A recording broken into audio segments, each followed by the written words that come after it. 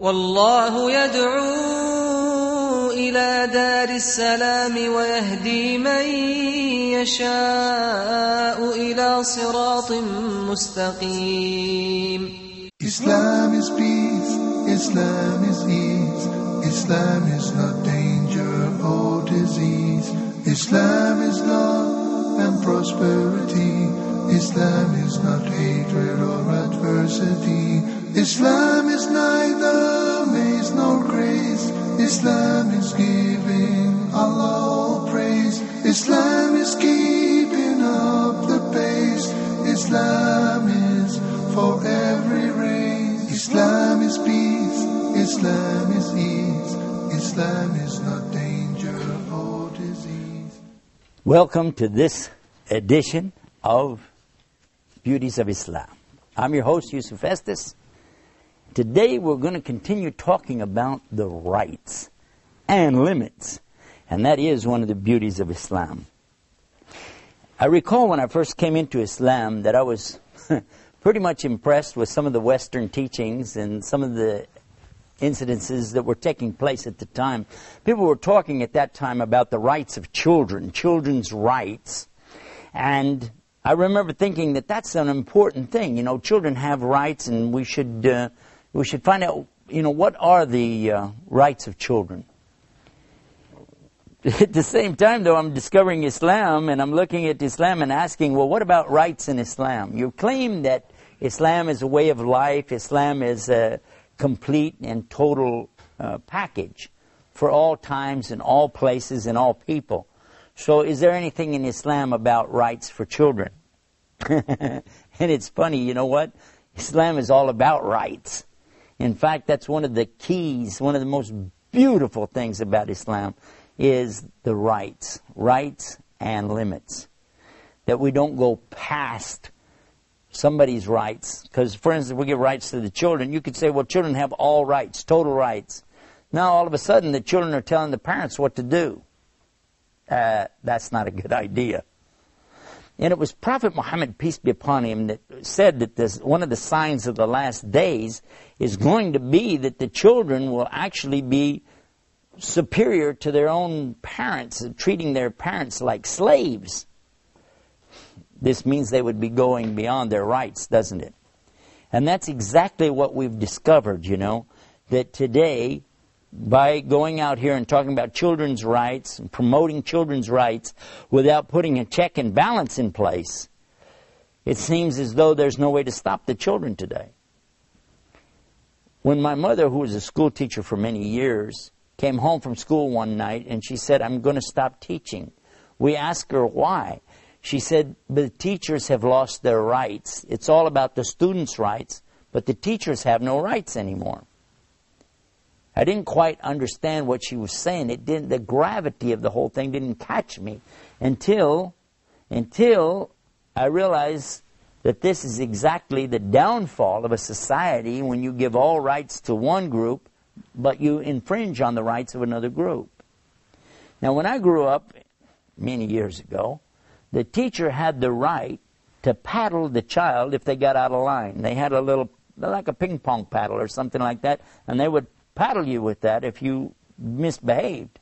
But then they passed a law and said no teachers can use this paddle anymore. Well, then what happens? Well, some of the teachers, they would try to swat the child with their hand. Well, they made a law against that as well. They said, no, you can't do that. That's not going to work. So now the teacher has no way to say anything over the student. They can't stop them.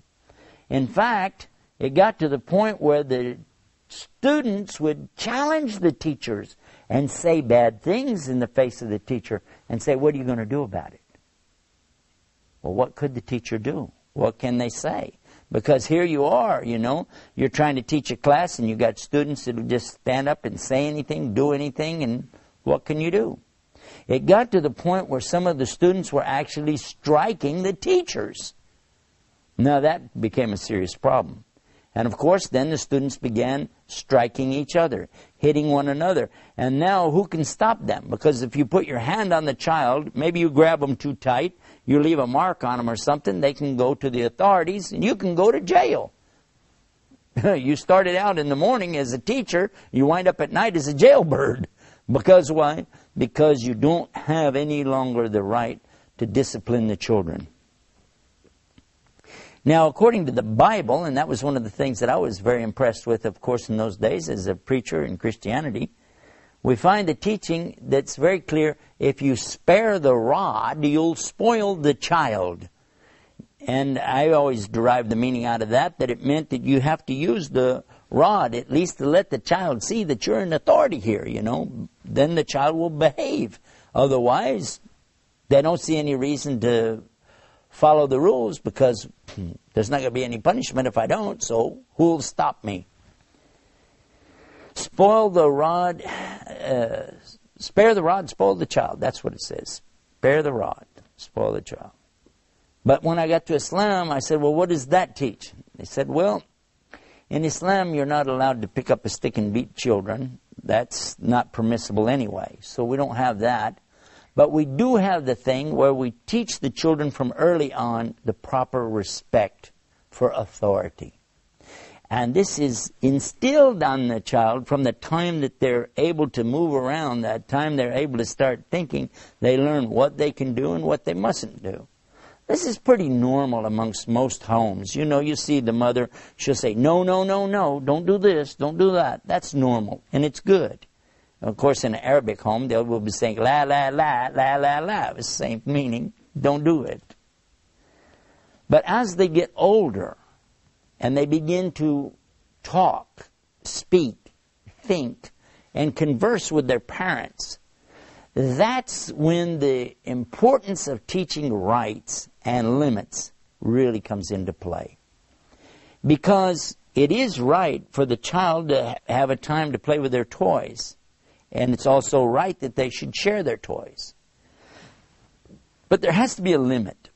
And the limit is going to be that the child cannot go and take from the other children without their permission.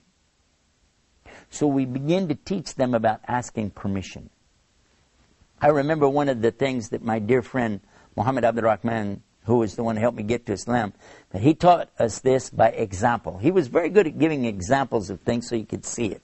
One day he went to my daughter, who was about 6 years old at the time, and he asked her if she would like to borrow $1. I said, "You borrow $1? She said yes, so she borrowed the $1 from him. She borrowed $1. He said, okay, and you're my witness. I was a witness. Okay, you got a witness. You borrowed $1. A couple of days later, he asked her, do you have $1? She said she had 4 quarters. He said, okay, can you pay me back the $1 you owe me? She said, okay, and she gave him back the 4 quarters. After she went on to play, I asked him, what was that all about? He said, didn't you get it? I said, no, I don't think I understand what's going on.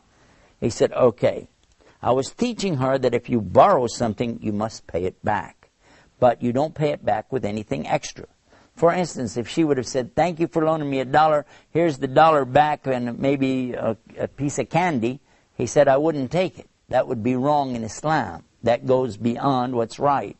The rights of borrowing are that you give back exactly what was borrowed without anything extra with it. Otherwise it would be called riba or usury. And I thought, whoa, you're teaching a child something, this is too complicated. You're starting out a little kid. He said, no, this is when it's starting.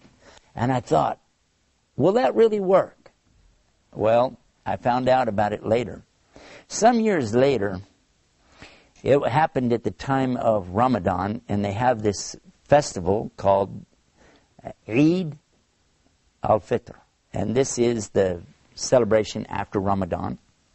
And one of the things that happens is the children go around and smile real big in the parents' faces, and they give them candy, they give them gifts, and they give them money.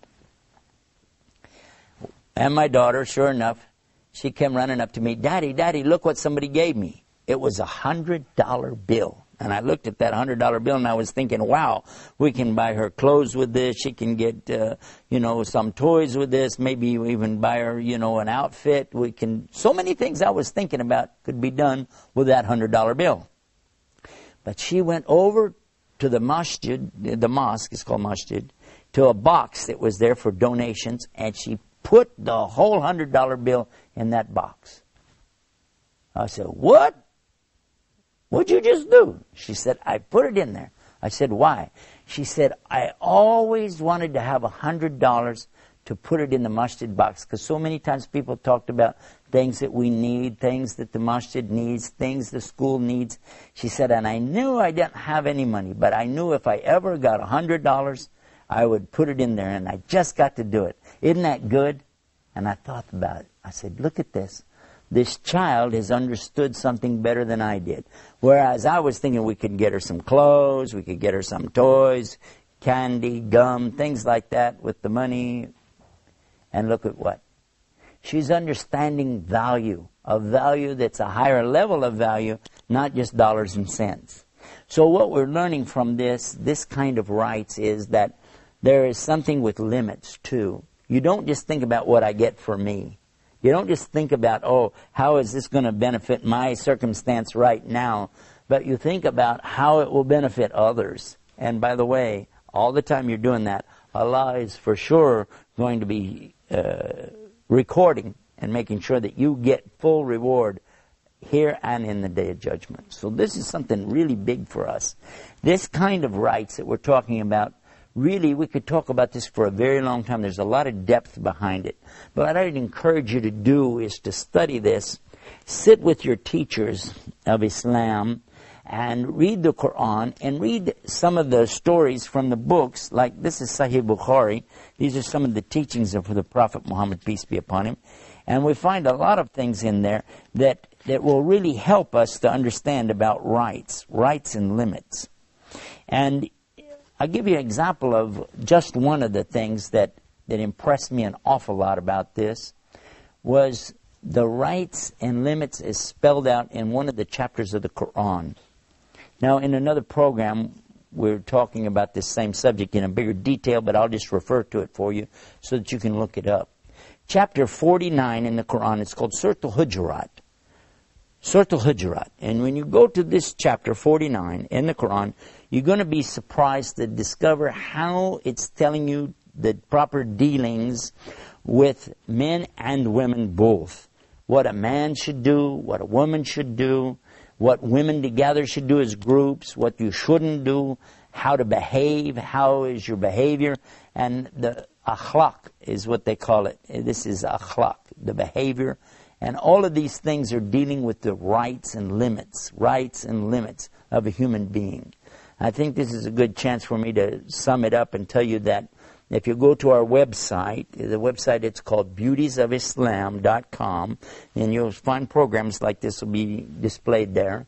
And you'll get a chance also to find our other links that will take you to the Quran and the teachings of Muhammad. And when you go and watch for yourself these little programs, the snippets that we'll have on there for you, I think it'll help you to put all of it in perspective. But the rights and limits that come with Islam are definitely one of the many beauties of Islam. And having said that, I find myself now we're at the end of another program with so much more to go, so we'll ask you to just be with us the next time right here for more Beauties of Islam. Until then, salam.